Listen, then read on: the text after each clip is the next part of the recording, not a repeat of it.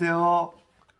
알기 쉬운 성경 이야기, 오늘은 여러분과 함께 민수기에 대해서 함께 나눠보도록 하겠습니다.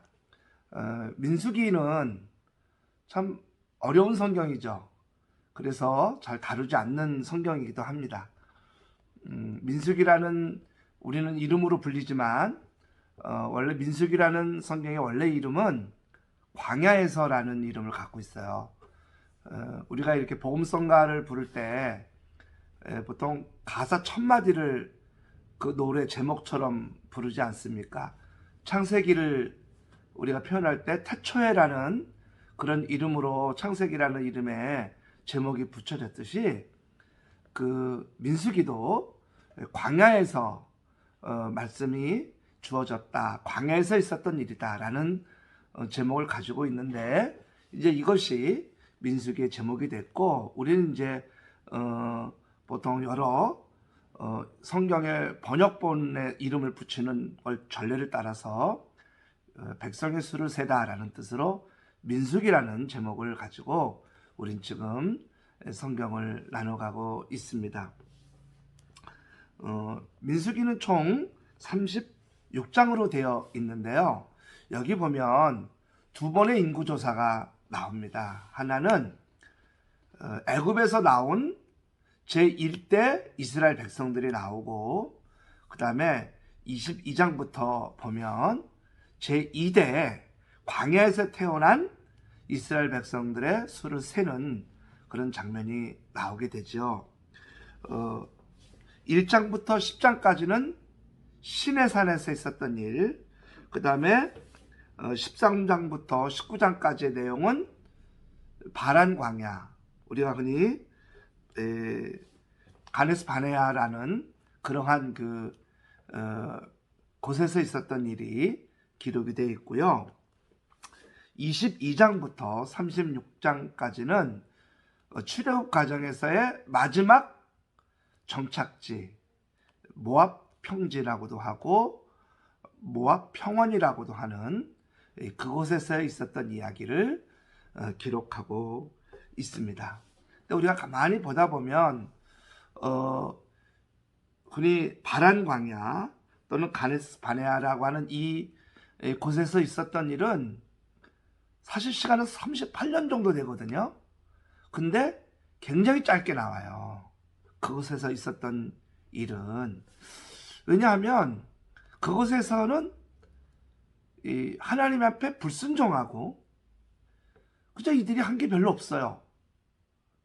먹고 자고 생활한 게 밖에 없어요. 그러니 그들의 이야기가 몇 장 안 나와요. 그런데 이제 모압 평지에서 있었던 마지막 정착지의 이야기는 굉장히 많이 나와요. 거기는 이제 제2세대 이야기가 주를 이루고 있고, 거기는 순종의 이야기가 담겨 있습니다. 그래서 하나님께서 말씀하시고 새롭게 또 예배법을 가르쳐주고 새로운 세대가 또 정복해가는 역사를 기록하면서 순종의 역사를 기록하다 보니 굉장히 많은 분량이 기록이 되어 있어요.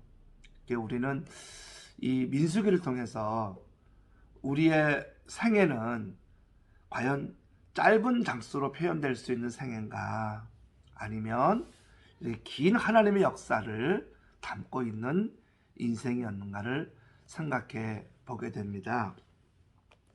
오늘 말씀을 여러분 시작하기 전에 이제 첫 번째 인구 조사를 하고, 그 다음에 이제 진을 갖춰요.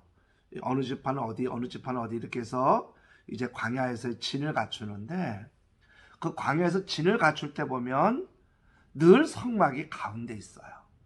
그리고 거기를 레위 지파가 관리하고, 그 사방으로 나머지 지파들이 다 이렇게 처소를 준비하고 진을 갖추어서 생활하게 됩니다. 항상 중심은 성막이었어요.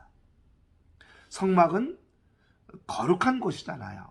그래서 이 거룩한 곳을 중심으로 해서 각 지파로 흩어져 살아가지만 당신들의 삶도 거룩하게 살아라. 그것이 이 진을 갖추고 있는 큰 의미예요. 늘 거룩한 하나님의 성막을 가까이 중심에 두는 생활을 민수기는 담고 있습니다. 11장부터 보면 민수기에는 하나님이 이렇게 불기둥과 구름기둥으로 인도해 가시는 장면이 나오죠. 하나님이 돌보시는 겁니다. 하나님은 출애굽 때부터 가나안 때까지 정말 나는 너희와 한시도 떨어져 있지 않다. 나는 너희와 늘 가까이 있다라는 것으로 불기둥과 구름기둥으로 늘 함께 하십니다. 이렇게 구름기둥과 불기둥, 그 다음에 또 만나와 메추라기를 이스라엘 백성들이 먹지만 그 애굽에서 나온 1세대들 속에는 늘 불평과 불만이 많았어요. 그 불평과 불만이 가득 담아 있는 게 민수기입니다. 이런 사람들을 하나님이 이끌고 가시는 거예요. 얼마나 하나님이 힘들었을까 하는 생각이 듭니다.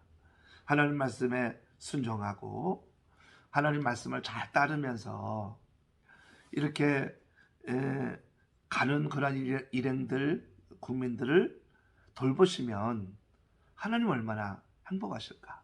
근데 맨날 불평하고 왜 맨날 만나만 주냐, 왜 맨날 메추라기만 주냐, 왜 이렇게 우리를 끌어내서 이렇게 추위와 배고픔, 두려움으로 살게 하느냐 하면서 불평불만이 끊이지 않았어요. 결국 그들은 가나안에 못 들어갑니다. 그들 역시 가나안을 목표로 나온 사람들이지만 가나안을 못 들어가요. 우리가 이번 주간, 다음 주간이 이제 감사를 생각하는 주간이 되겠죠. 추수감사주일이 이제 다음 주에 있으니까 나는 한 해 동안 살아오면서 내 안에 얼마나 감사가 있었나. 제가 지난 월요일부터 이제 감사일기를 이렇게 써가고 있어요. 어제 저녁에도 이렇게 감사한 거를 제가 기록을 하는데 이렇게 지나온 한 해가 너무 감사하더라고요. 이번에 목회자 수련회를 가서 목사님들과 나누는 대화 속에 참 힘든 삶을 목사님들이 살고 계시구나 하는 생각을 많이 하게 됐습니다. 그런 가운데 나는 행복한 삶을 살아왔구나, 감사하다 라는 생각을 많이 하게 됐어요. 이제 이러한 과정 중에 이스라엘 백성들이 민수기 13장에 보면 정탐꾼을 이제 가나안 땅에 보내게 됩니다. 한 지파에 하나씩 한 명씩 해서 정탐꾼을 보내게 되는데 그 정탐꾼 보고를 이제 12명이 와서 하는데 10명이 그들이 우리를 삼킬 것이다. 그들이 우리를 죽일 것이다. 우린 그들 앞에 아무것도 아니다는 보고를 함으로 굉장히 부정적인 보고를 하게 돼요. 맨날 불평불만으로 살아가니 아무리 좋은 것을 보고 와도 그것을 좋게 봅니까? 부정적인 것만 보게 되죠. 그러니까 민수기 14장 2절부터 보면 이스라엘 자손이 다 모세와 아론을 원망하여 온 회중이 그들에게 이르되 우리가 애굽 땅에서 죽었거나 이 광야에서 죽었으면 좋았을 것을 어찌하여 여호와가 우리를 그 땅으로 인도하여 칼에 쓰러지게 하려 하는가. 우리 처지가 사로잡히리니 애굽으로 돌아가는 것이 낫지 아니하랴. 심지어 이들은 조직까지 짜가지고 이 모세에게 반란을 하려고 계획까지 짭니다. 이에 반해 여호수아 갈렙은 이렇게 말합니다. 민수기 14장 7절부터 나오는 말씀이죠. 이스라엘 자손의 온 회중에게 말하여 이르되 우리가 두루 다니며 정탐한 땅은 심히 아름다운 땅이라. 여호와께서 우리를 기뻐하시면 우리를 그 땅으로 인도하여 들이시고 그 땅을 우리에게 주시리라. 이는 과연 젖과 꿀이 흐르는 땅이니라. 다만 여호와를 거역하지는 말라. 또 그 땅 그 백성을 두려워하지 말라. 그들은 우리의 먹이라. 그들의 보호자는 그들에게서 떠났고 여호와는 우리와 함께 하시느니라. 그들을 두려워하지 말라 하니라. 이렇게 여호수아와 갈렙은 아니 불기둥과 구름기둥을 봐라. 하나님은 우리와 함께 하지 않냐. 우리가 배고프면 먹을 것을 주지 않느냐. 이렇게 함께 하시는 하나님이 계신데 우리가 무엇을 두려워하느냐라고 아주 믿음의 선포를 하게 되죠. 그런데 이런 일이 생깁니다.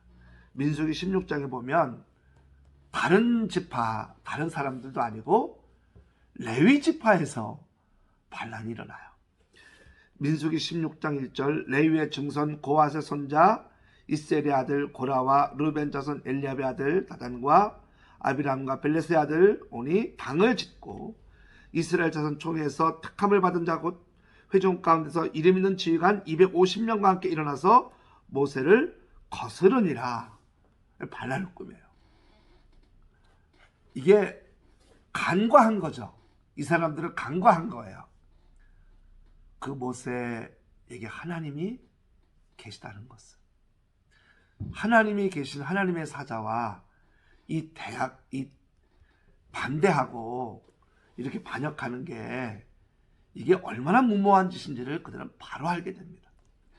땅이 갈라지는 지진 속에서 거기에 빠졌고 거기서 또 불이 일어나 그 불에 타 죽고 그 반란을 도모했던 250명이 다 죽어요. 다.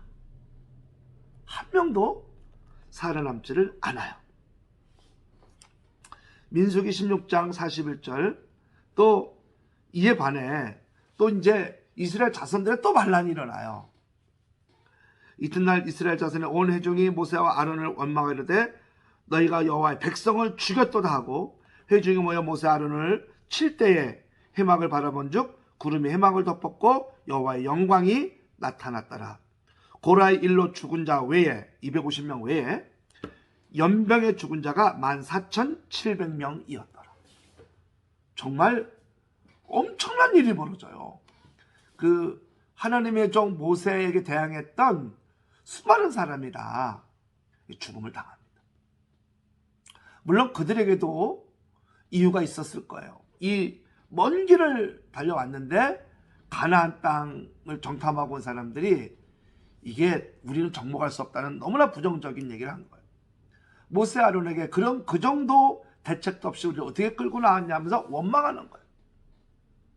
그 불평과 불만이 결코 사라지지 않습니다.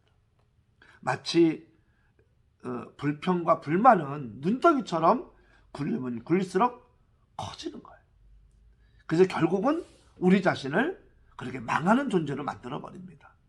그래서 우리는 꼭 기도하면서 하나님, 내가 망하는 불평과 불만의 삶을 살아가지 않고 내 안에 감사의 삶, 나를 살리고 내 인생을 바꾸는 능력이 있는 감사의 은혜가 저에게 있게 하여 주옵소서.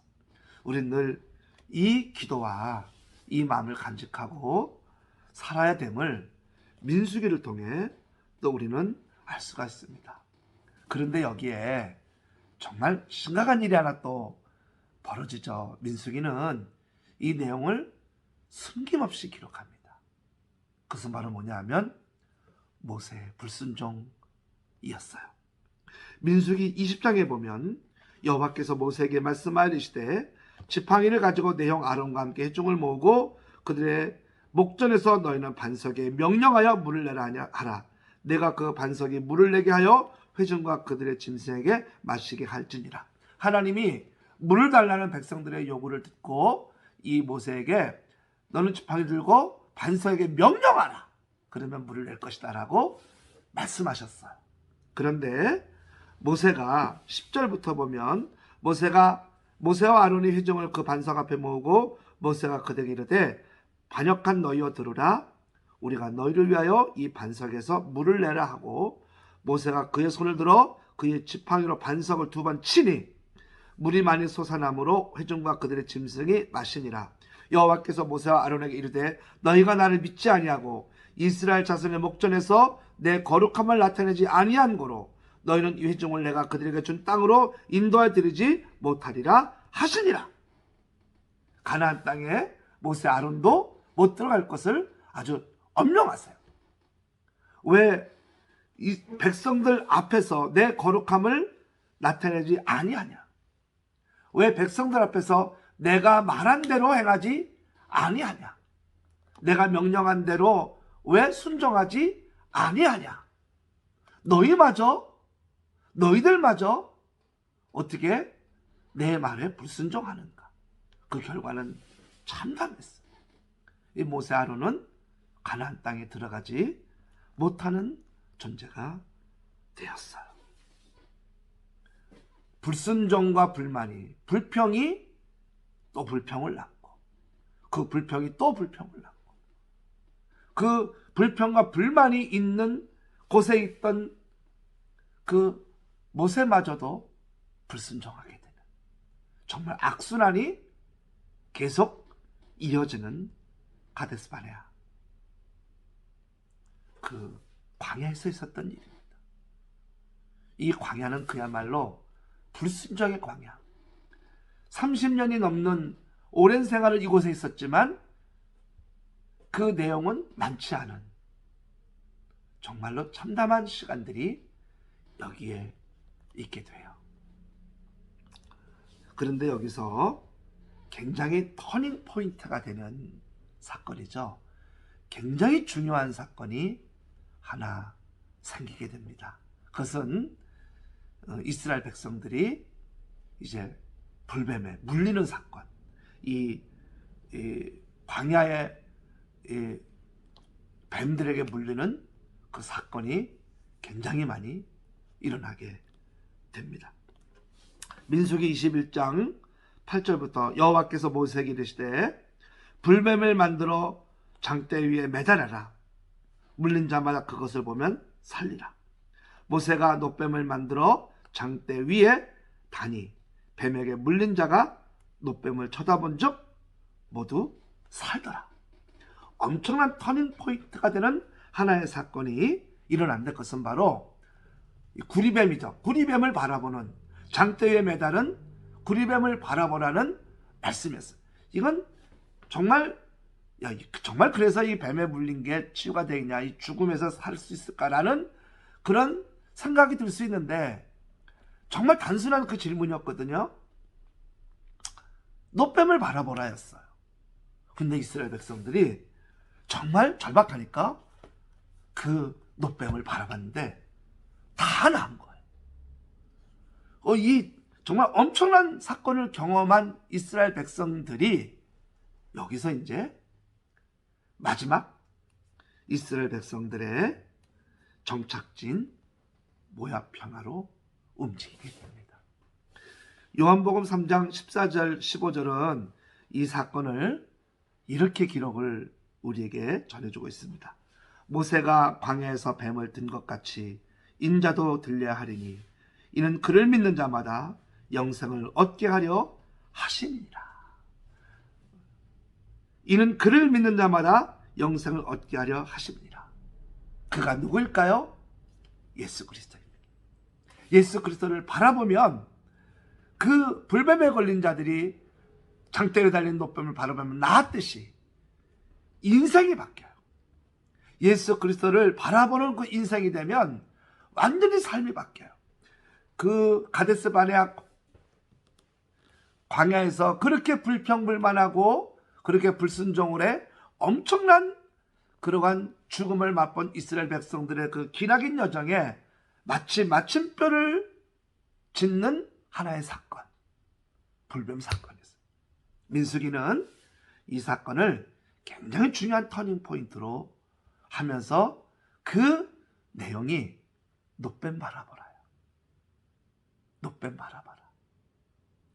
너희가 놋뱀을 바라봐라. 그럼 치유받을 거다. 불순종과 불평, 이러한 삶을 살아가는 삶 속에서 어떻게 될까요? 예수 그리스도를 바라보는 인생으로 바뀌어야 합니다. 그러면 불평이 없어져요. 불만 없어져요. 불순종하지 않습니다. 내 안에 감사, 내 안에 정말 너무나 감사가 넘치는 거야. 주님 바라보면.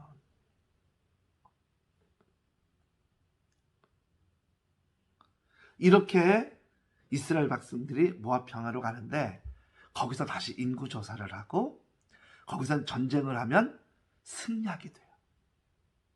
이 모압 평야는 제2세대거든요.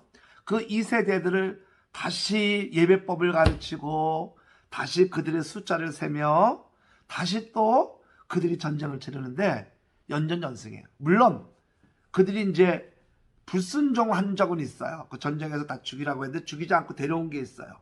근데 하나님 딱 말씀하시니까 바로 회개하고 돌이켜요. 우리가 예수를 믿어도 죄를 짓잖아요. 죄를 짓고 살 수 있는 인생이 우리가 그렇게 연약해요. 그런데 정말 예수님이 함께하는 사람은 바로 회개해요. 바로 돌이킵니다. 그리고는 순종의 삶, 거룩한 삶을 살려고 우리가 살아갑니다. 마치 민수기의 내용은 우리 인생을 담고 있는 것 같지 않습니까? 그 노뱀을 바라보는 터닝 포인트를 통해 완전히 세대를 바꿔요.